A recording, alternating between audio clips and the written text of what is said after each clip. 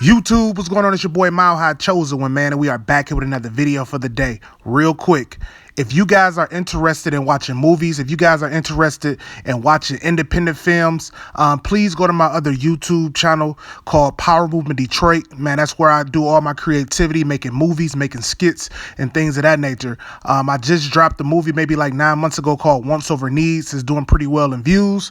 And I'm about to drop my movie I just did in February. I'm about to drop that in February called Motown. So please go help me grow the channel. Please go subscribe if you guys are interested in things like that. If not, that's cool too. But I would really appreciate it if you go over there and show that channel some love too. Power Movement Detroit. All right, back to this video, man. In this video, I'm going to show you guys an underrated run scheme and an underrated formation in Madden 20.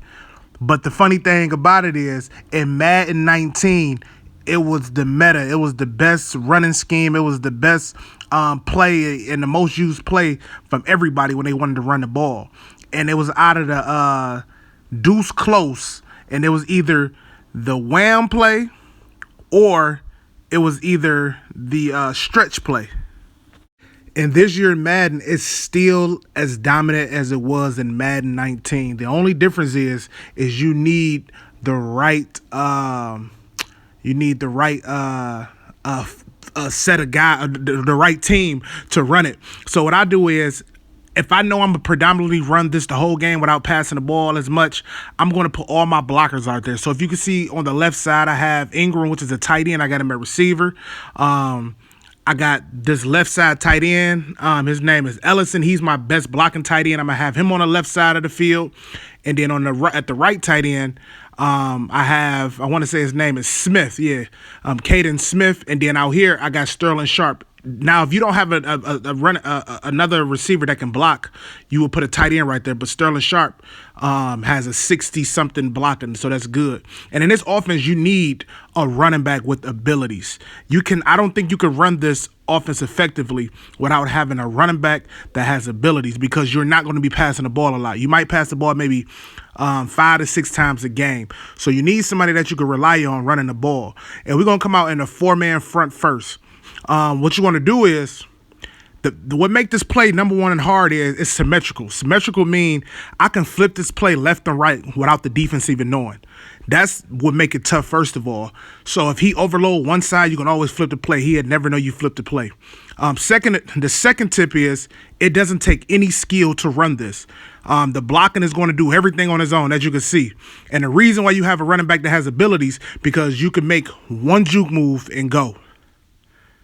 Very tough, man. This is one thing that Madden 19 didn't have last year. It didn't have the jukebox and things like that.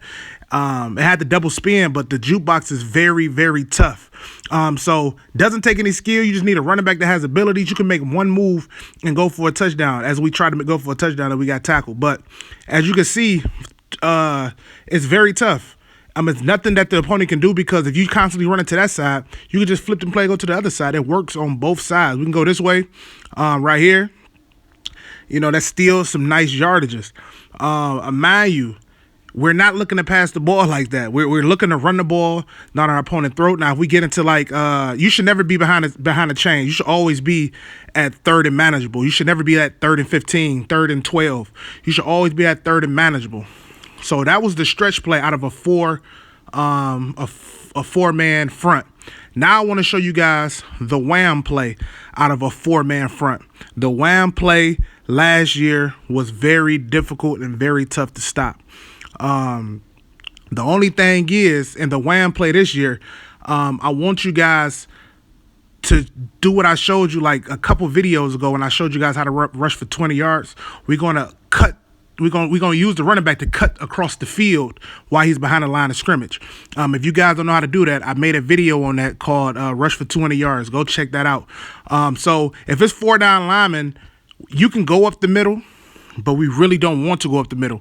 We want to go to the outside. So I'm just going to run up the middle a couple times to show you that it can be effective, so you can do it. I'm not telling you can't do it, but if you want to be more effective, anytime you see a 4-man front, so if you see 4 down linemen, we're going to cut to the outside.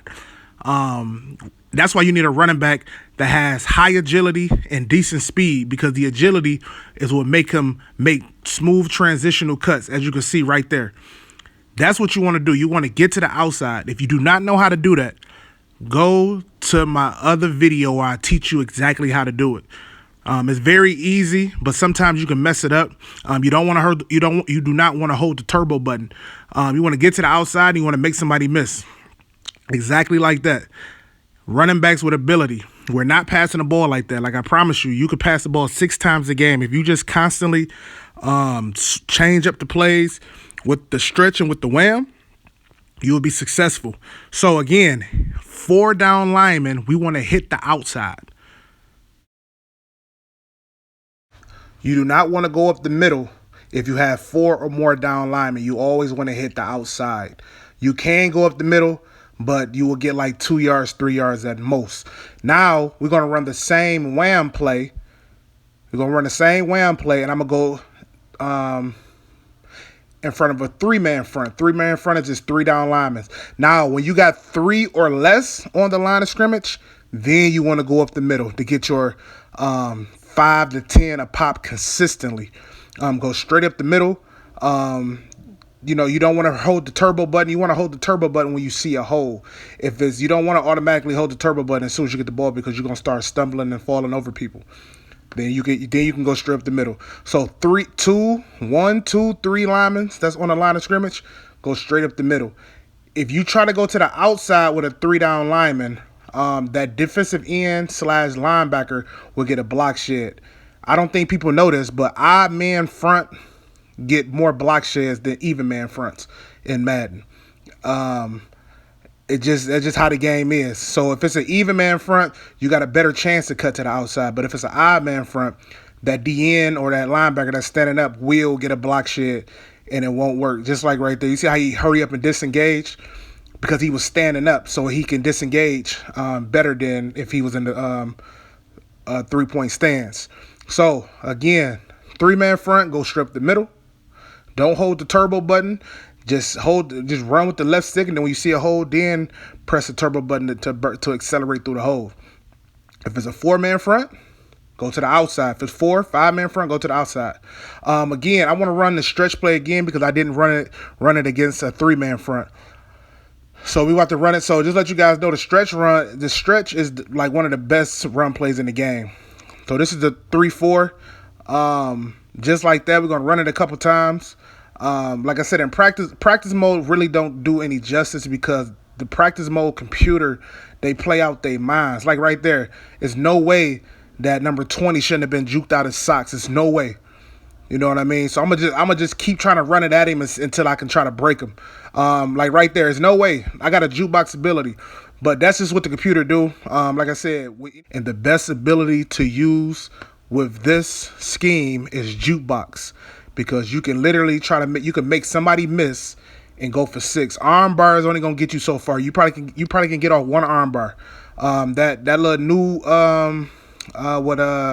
with the Jags, with Leonard Fournette, that bulldozer crap, that ain't gonna get you nowhere. You need jukebox, or use the Panthers because McCaffrey is the best running back in the game, and he have that spin cycle. So I hope you guys enjoyed this video, and I'm gonna catch you guys on the next one. I'm out.